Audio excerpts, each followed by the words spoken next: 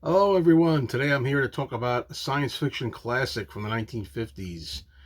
I'm talking about The Thing from Another World, 1951, starring James Arness as The Thing.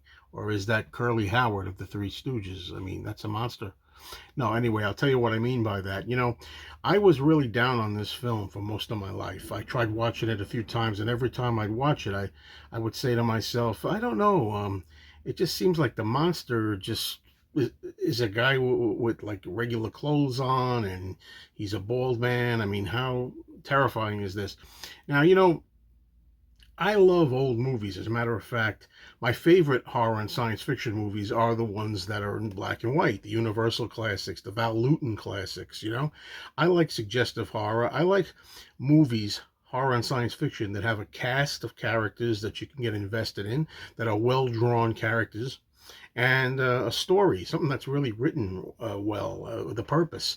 And that's certainly the case here. But I used to always wonder why, when it came to The Thing from Another World, I always felt like, gee, I just don't. This one's just boring to me. I used to say, because you're going to be happy with where this is going. For those of you who like this movie, but really, I used to say that. I used to say, this one's a little too talky.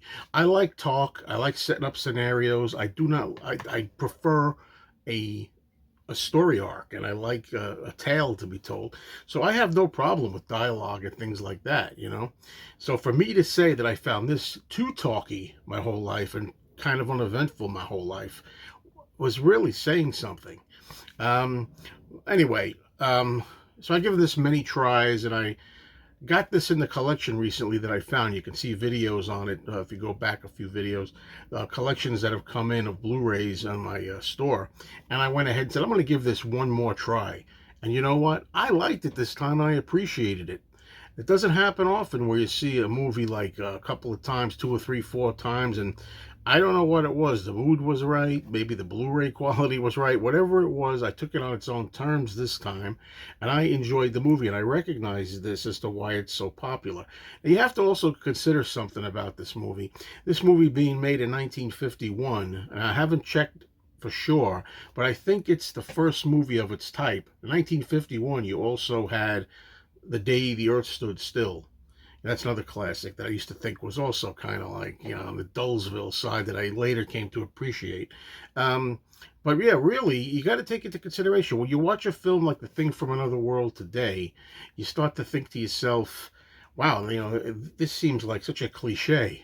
This seems like such a typical monster cliche. It has everything in here. This is a story about guys out in the Arctic where they come across a UFO that has crash landed, and it's frozen, and underneath there, inside the ice, is this being. Okay, and it thaws out, and of course, it starts wreaking havoc, and they have to kind of try to subdue it. Now that's a common theme. You also have in here the scientist, the scientist that doesn't want to destroy the monster, the scientist that wants to understand and communicate and try to learn from other life, and doesn't want any harm to happen to him. And he kind of gets in the way, the old dedicated professor type. Well, he's in here too, but you can't say this is a cliche, because this is what started it all. This was the first one, you see. And I'm not sure, but I really think this is one of the very first 1950s monster movies.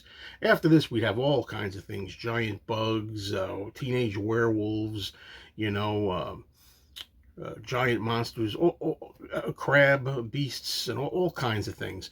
Uh, no stone would be unturned, but this is one of the first of its type. It should be respected as that, and now I do. So I enjoyed it this time. Yeah, definitely did. You got in here Kenneth Tobey, who's the lead hero, if you will.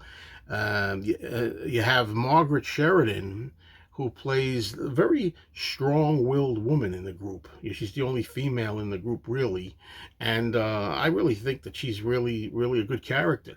However, there's a scene in this movie I've often wondered about, and I've seen it before.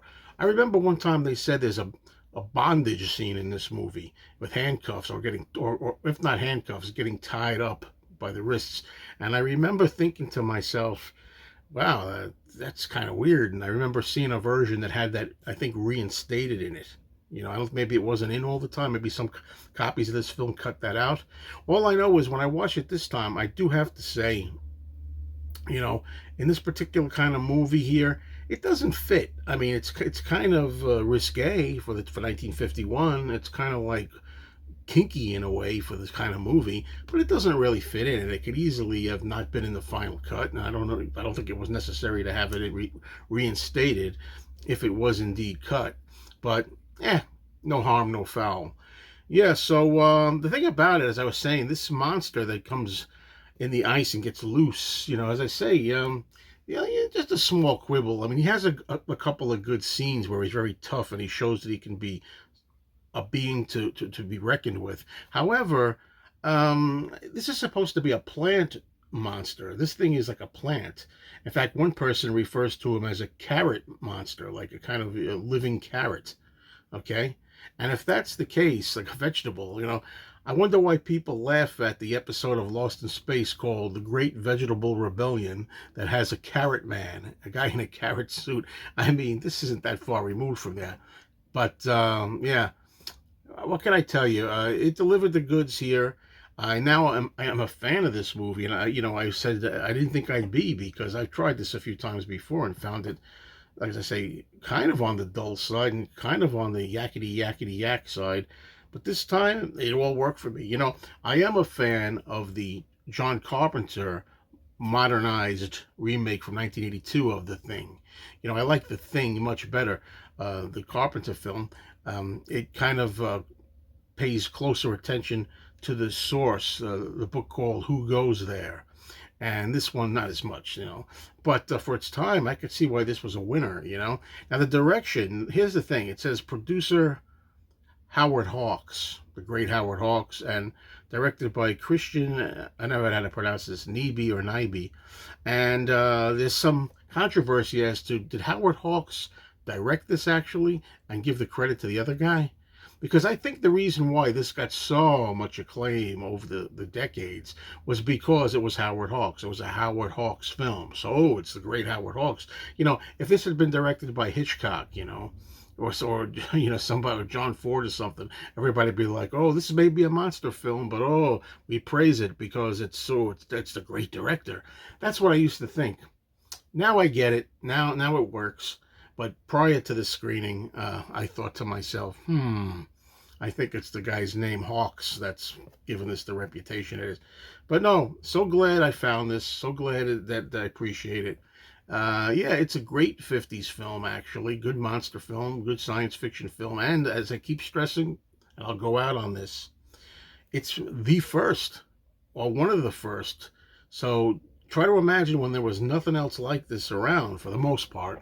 And this was kind of a new territory. Thanks, everybody. I hope you'll continue to watch this series that I'm doing. And this is what I call my Halloween Mayothon, where I'm going to have a marathon of horror movies. And I'm probably going to be doing this by channel regularly because this channel is now taking an offbeat movies approach.